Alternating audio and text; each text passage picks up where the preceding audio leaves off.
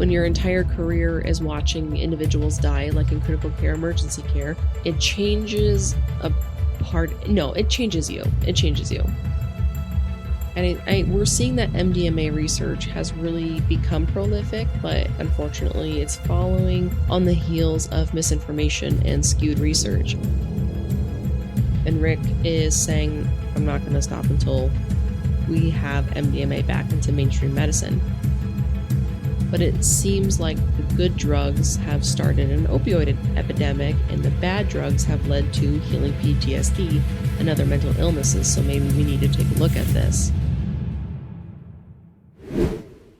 Hey guys, gals, and non-binary pals, I'm your host Hannah, and this is Under the Scrubs.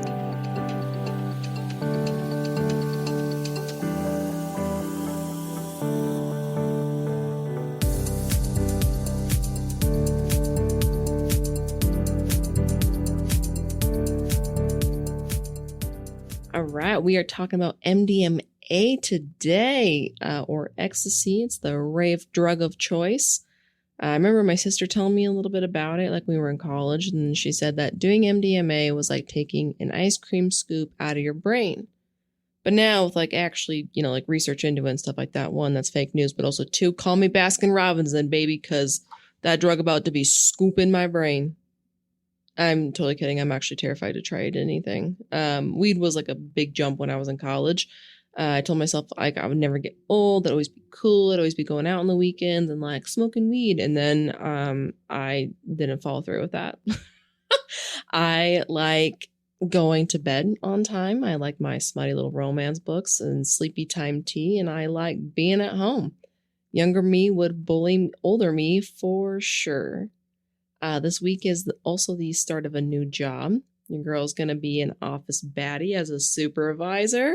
Y'all, they put me in charge of people, like real life people, and not just charge nurse stuff either. Like I'm actually doing like supervisor stuff.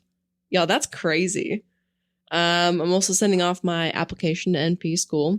But Hannah, you just got done with wedding and honeymoon stuff. Yeah, I guess I like being stressed. All right, leave me alone. All right, I don't get the adrenaline rushes like I used to working in bedside. So now I gotta like make them up and like stress myself out for no reason. All right. So for this week's timeout, I kind of mentioned last week just something about like a medical draft, which honestly I looked it up and like the reality of it happening is pretty low. But if it does happen, I've got a list of people that I think we should draft first and just kind of teach them as we go. Right. I think anyone who wears a hospital bracelet in public, okay, you got to go. That being said, too, if you take a picture of yourself in the hospital or like in the ER or like of the bracelet and you put it on social media with like no, caption or like, oh, like I went to the hospital for this, right? Or just anything, right? Like you're just attention seeking. Stop. You got to go.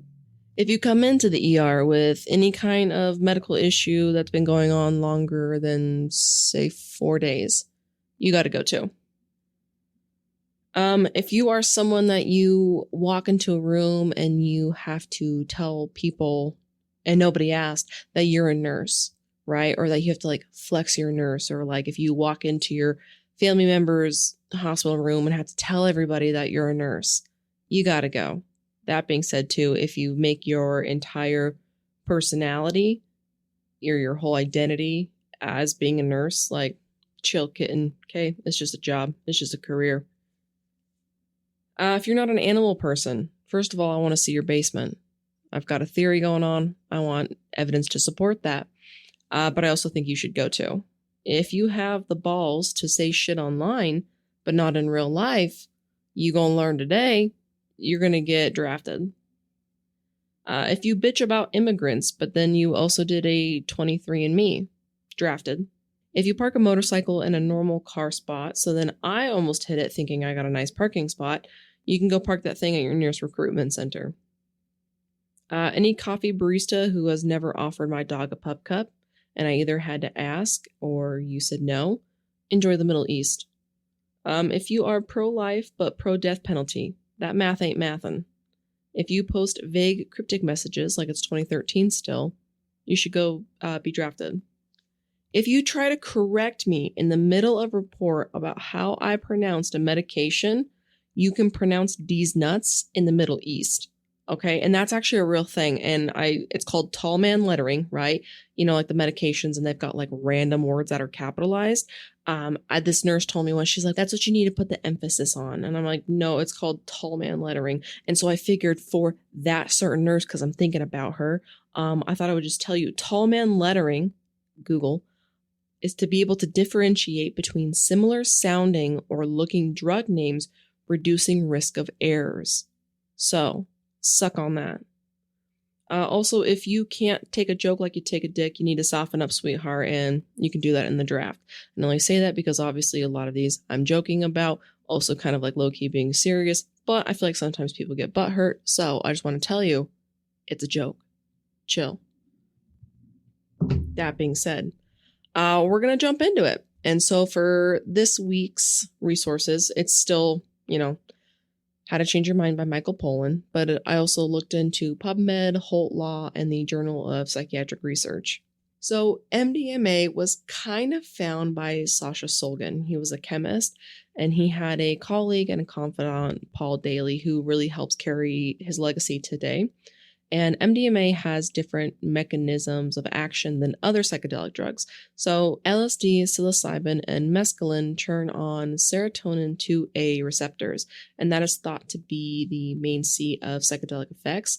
But MDMA causes a flood of serotonin, so that is where like stereotypical response of like connection and love and openness of MDMA comes from, as it's, that's describing essentially the flood of serotonin. Sasha was a world-renowned expert in his field, and there wasn't too many at the time. And people were wondering how was he able to work with this, and he actually had a Schedule I license from the DEA, so he's able to kind of mess around with it. And so I say he kind of found it because initially Merck, which was one of the world's leading pharmaceutical companies, had discovered MDMA in 1912. They had owned the patent to it. Researchers were looking for drugs for like blood clotting, and in the process synthesized MDMA. They never tested it, never used it, and it pretty much just sat on the shelf until 1970s. And so Sasha gets a hold of it, he resynthesizes it, and like any normal scientist, starts trying it. Little small doses, eventually kind of like, gradually increasing them. And I mean, he really saw the potential about being able to use this as a new tool in therapy. And so he takes MDMA and he introduces it to Leo Zeff. Leo Zeff is a retired Bay Area psychotherapist. Leo had taken one look at Sasha and he's like, bro, what do you want? Where can I get some? Dabbles with it a little bit and was like, holy tits, this is a freaking game changer. So he actually came out of retirement to work with it and to train other psychotherapists to use it. I mean, what a crazy time for a therapist to be doing drugs and then like giving them to their patients. I think that's kind of cool. Dr. Shari Taylor admits that in all of her schooling, education, training, she never actually knew that psychedelics were used in therapy settings. She never learned about them. She had actually done a study using MDMA later on, and she was saying that it is perfect for dealing with trauma, and you can really talk about whatever it is that you've experienced and process it in so many different ways. In PTSD, the amygdala is hyperactive, and that's part of the brain that's responsible for that fight or flight. And so the rationalization part of your brain is not active because obviously you're not thinking rationally. And so with MDMA, that's reversed. Lori Tipton was a participant in one of her studies, and she was a survivor of a rape that led to pregnancy and an abortion. Her brother, who she was very close with, had died from an overdose. Her mom had killed 2 people and then ended up killing herself. And those 3 women were the most important women to Lori. And not only that, on top of all that, she is a Hurricane Katrina survivor. And so, I mean, she's got PTSD out the yang. She tried a self-healing journey with just like a shit ton of like antidepressants, anti-anxiety, ADHD meds, therapy. I mean, everything you can really think of, right? But nothing got to the core issue of it. It just kind of masked her drive to like kill herself, but she didn't really want to get out of bed to do anything. So she said after MDMA therapy, she felt like she could access that love that was around her. She felt like she could really come into her own life, and she hadn't felt that certain level of happiness in years. Rick Doblin is the founder of MAPS. MAPS is the Multidisciplinary Association for Psychedelic Studies. He's a very passionate amateur, and he really altered the history for MDMA. He had heard about it, he trialed it, took it, and it really changed his life. He decided that at 18 years old, this was his life calling. And so he started experimenting with psychedelics like other ones like LSD, mescaline, and he said that it really started to open him up to his own emotions. He said, like with relationships, you were able to talk about difficult and emotional topics without ever getting emotional or, offended or anything like that. He said he grew up with a Jewish background and that, stories of the Holocaust, he's seeing violent political assassinations. You've got the Vietnam War raging. There's riots happening. He felt like if people can have like that form of like connection or like the experience that psychedelics typically give you, he felt like it would be harder to dehumanize others. It'd be harder to commit genocide. It'd be harder to see people, strangers, as the enemy that you have to kill. My husband had mentioned something, and I think it was really smart. He said, the more you encourage war, the more you dehumanize others. And I feel like I have to agree to that sentiment, seeing that as growing up and watching like the Twin Towers fall and like post 9/11, the amount of racism towards really anyone from like the Middle East or like Muslim was outstanding. And like it's still present to this day, right? I've personally never had a bad interaction. I've only had ever good ones. And I remember once I'd taken care of a patient that was Muslim, and the wife had come in and like basically set up a little mini coffee shop, where they do like the coffee in the sand and stuff. I mean, was hooking all of the night nurses up with that. And like night nurses, CNAs, RTs, whoever came. We had people coming from other units to come get coffee from this family. They were amazing. So for me, I can't wrap my mind around racism for people that you've never met, or like people that like if you've only ever had good interactions with them, how can you turn around and be like, no, they're the enemy? So Rick had found out about MDMA in 1982, but by that time, 500,000 doses had been used in underground therapy settings. And unfortunately, it's only about 3 years later that MDMA became illegal. I don't want to use the words that had escaped the lab, but kind of, right? Like you're going to have people that are going to people. You're going to have people that ruin things for others. It could be a really good thing. And then people, unfortunately, are just going to shit all over it. They're going to take it the wrong way, whether that be greed or I don't know what. But someone who had participated in the underground therapy setting had taken MDMA. They labeled it as Ecstasy, and then they mass produced it and started selling it. They're selling it at nightclubs. You can call a 1-800 number and have a credit card ready. We'll ship it to you. It's sold in these open settings and it's marketed as it's a legal substance. Like obviously police are going to pick up on this and be hyper aware of it. And this was already kind of the precursor of like, hey, this drug's essentially going to be ruined. Phil Donahue was doing a TV show and he was talking about MDMA, and he actually had someone from the DEA on there. But there was just like this tiny little whisper of a potential scare of neurotoxicity. Next thing you know, the DEA is calling for Ecstasy to be emergently controlled and a Schedule I drug. And it's really sad because notice how I said Ecstasy? They actually didn't know about MDMA and the therapeutic responses. They only knew Ecstasy. But let's be real, it's not going to stop. So it just really drove MDMA underground. Rick had said, nah, screw this. Like, we need an FDA strategy if we want to get MDMA back. So that's when he had launched MAPS, with the probable mission of bringing MDMA back into mainstream medicine. And Rick is saying that he needs to tackle the FDA drug approval process. It's really long, it's daunting, it's stressful. No one really wants to do it. But he's like, no, I got to get this done. Like, I'm not going to stop until we have MDMA back into mainstream medicine. So he decides to sign up for a PhD program at the Kennedy School at Harvard. His dissertation was dummy thick with like multiple C's, and it was all about the drug approval process beginning to end and how to get MDMA approved. And this literally created the roadmap that everyone in the psychedelic renaissance is following. So like not just MDMA, but like all of them, right? Dr. Ben Sessa, he's a medical psychedelic therapist. He says in 1988, that was like the second summer of love due to the explosion of ecstasy and house music booming. He said that MDMA was essential to the development of rave, and it's like what bound everybody together. He said that after one of the raves, you got a bunch of people loved up, all kind of like laying on top of each other, or whatever, I don't know, dog pile or whatever. But they were all like hanging out together, talking about great things. And someone was like, hey, let's think about the worst thing that's ever happened to you, right? Let's think about like all of our moms dying or whatever. And he was saying that that was the nice thing about MDMA, because he's like, your brain just couldn't go there. Like you could think about it, right? But he was like, it just didn't seem as sad, which honestly is a little concerning, but it's also kind of like, okay, well, I think it gives you a good idea of what it's supposed to do. So Dr. Ben Sessa, he was initially working with abused and neglected children.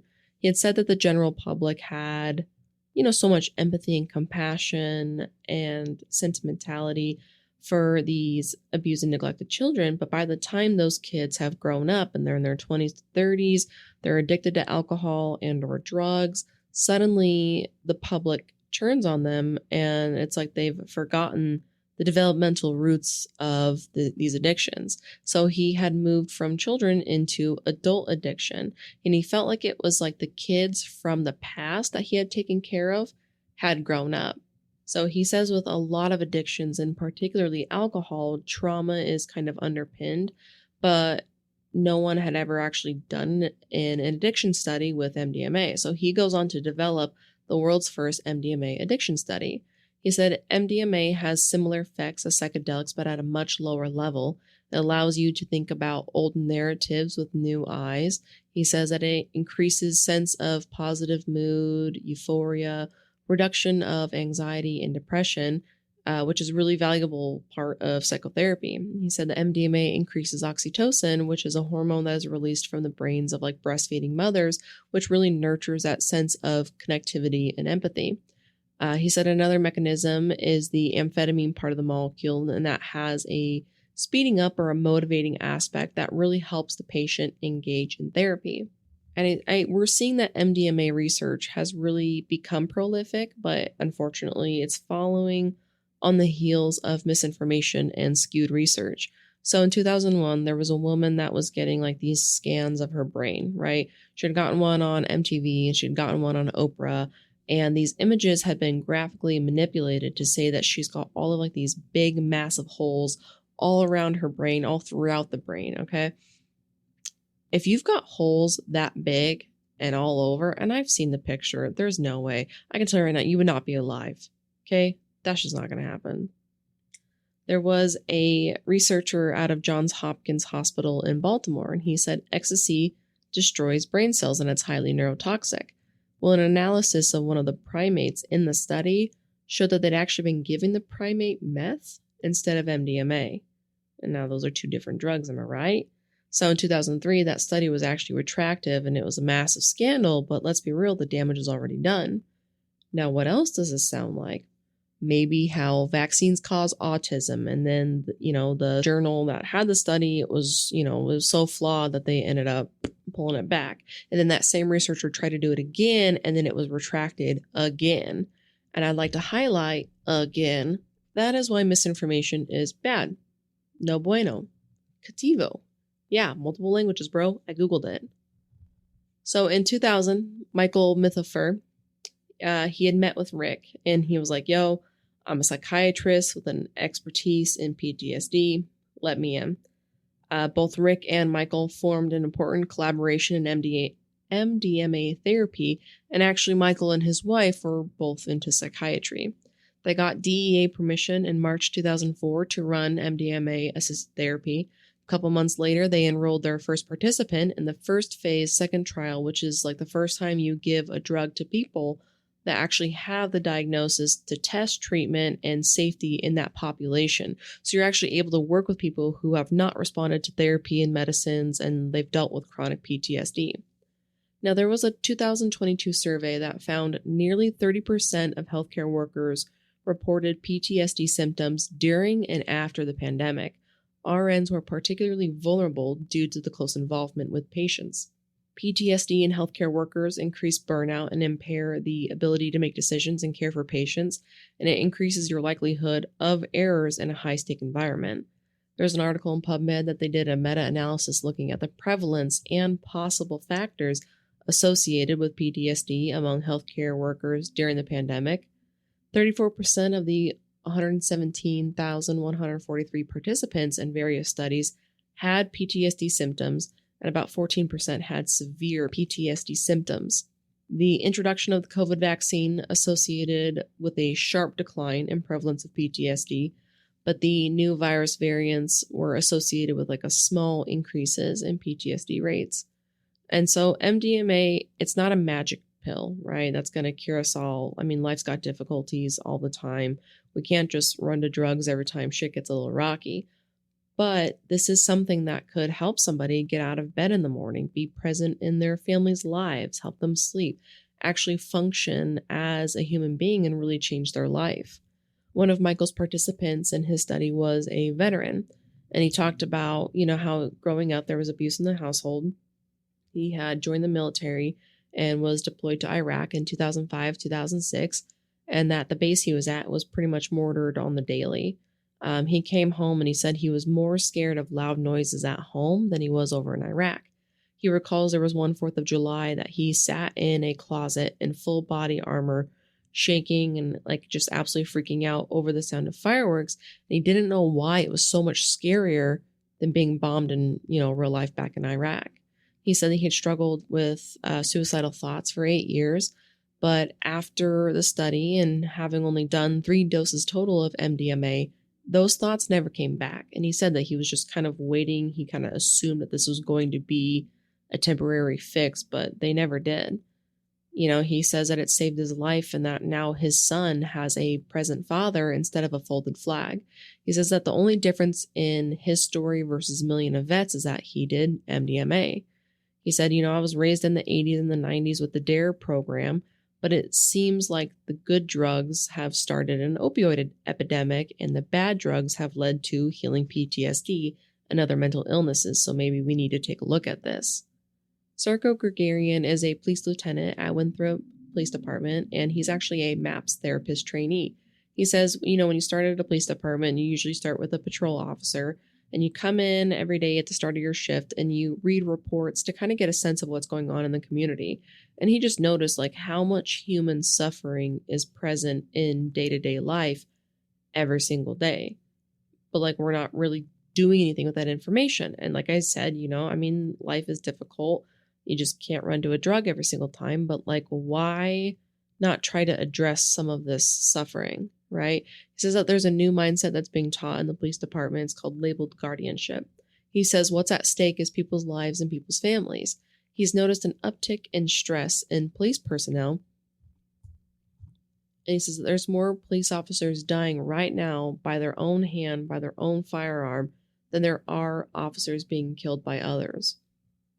He went to the International Association of Chief of Police, and there he had met Rick. Rick was presenting preliminary research on MDMA-assisted therapy for PTSD. So he approached him and he's like, hey, how can I help with this? I want to be involved. And Rick tells him you can become an assisted site psychotherapist.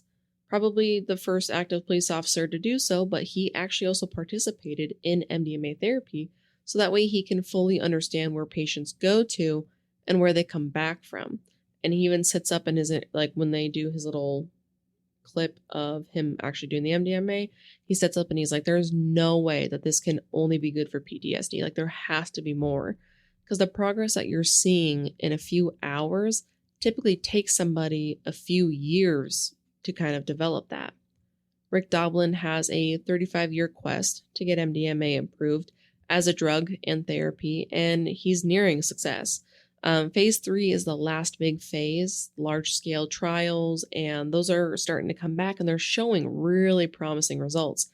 I know I said last week that there are more studies that need to come back with more positive results before approval, but 2/3 of people that have participated in Rick's study no longer qualify as having PTSD after they've gone through the trial.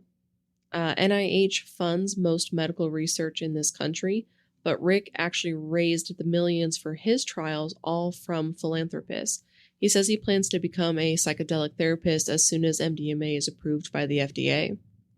So I'm curious because I feel like if you take away social stigmas and attachments to psychedelics and you just look at the cold hard data, why do we not move forward with this? I just ask that you put your little tinfoil hat on with me for a quick second, okay? I feel like today's world is full of hate and anger and bullies, mainly online, sometimes in person, right? I know recently I had commented on a TikTok post about Love Island. It was, I don't think it was controversial, but, you know, some people might have thought it was a controversial opinion about one of the guys on there. I think he sucks. And I received death threats. I had people trying to message me on TikTok because of it, because of someone's parasocial relationship with a stranger that they watch on TV and on the internet. I got death threats over my opinion. Right? Like, that's insanity. We are seeing war in this lifetime. We are seeing riots in America. I'm even reducing my time on the internet because it's sucking the soul out of me and not even in a fun way. So I just have to, you know, the little conspiracy theorist in me is like, okay, did we ban these drugs because keeping people full of hate and anger, they're easier to control, to manipulate, to say, oh, look over here, this bad group of people did this while the billionaires and politicians do other shady shit. Like, there's a part of me that is altered in a way I will never recover. When your entire career is watching individuals die, like in critical care, emergency care, it changes it changes you. It changes you, right? Especially when you start nursing at a young age. Like, my frontal lobe was not developed, and next thing you know, I'm running into a bay with a gurney because we had a homie ambulance come through, and now we've got someone that was like shot in the head and our ambulance bay bleeding out, right? And I might have just been 2 knuckles deep in a rectum prior to that, and after I get this person into the trauma bay, I got to go waffle stomp maggots down a drain because we did a decontam shower. And that's a Tuesday. And then you listen to like your non-medical friends talk about their job and like how they had a Teams meeting that lasted long, and Janice from the HR is annoying them, and you just realize how disconnected you are. All of this to say, I think the world could absolutely utilize this psychedelic renaissance. I think we could all use a little connection, a little love, a little humanizing people that you might have been taught to hate for whatever reason, to see that we are all individuals with feelings and emotions and dreams just like you and your best friend and your neighbor and your coworkers. Why aren't we trying to meet people with more compassion and understanding, especially if they've got different views than us or different opinions? Let's just all pass around this grandma candy bowl of psychedelics, pick your poison, trip the fuck out for a few hours, and be maybe better people at the end of it. You know, what kind of changes would we see in the world? In the back of my mind, I've always been curious about psychedelics and about how they work on mental health. But I think that with this series, I am way more open-minded about it. You know, used responsibly, obviously, but like, hell yeah, brother, you want to be able to wake up in the morning and your first thought not be, damn, I woke up to another day. You want to do some LSD and function like a normal person? I support it. I hope to see this renaissance go further in my lifetime. I think that'd be pretty neat. But I am, you know, curious to know what you think, what the listener thinks, and if your mind has been opened. If you aren't sure or if you're still against it, then why? And I'm asking out of curiosity and just wanting to understand, you know, the opposite side. I'm not going to send you death threats or bully you, unless you're my family, then I can't promise that. Next week, we are going to talk about a psychedelic that has flown under the radar for years, and it's actually a prized sacred medicine that has been used by the indigenous population, and that is mescaline. I always used to call it mescaline because that's what it looks like, but it's not. It's mescaline.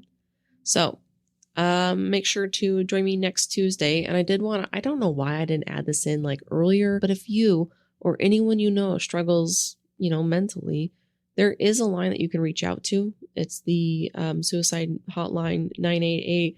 You don't have to be suicidal. If you just need like some kind of emotional support and you feel like you don't have anything, you absolutely can reach out to them no matter what time of the day or the night it is, if it's the holidays, whatever. Okay, you can reach out and the world is a better place with you in it.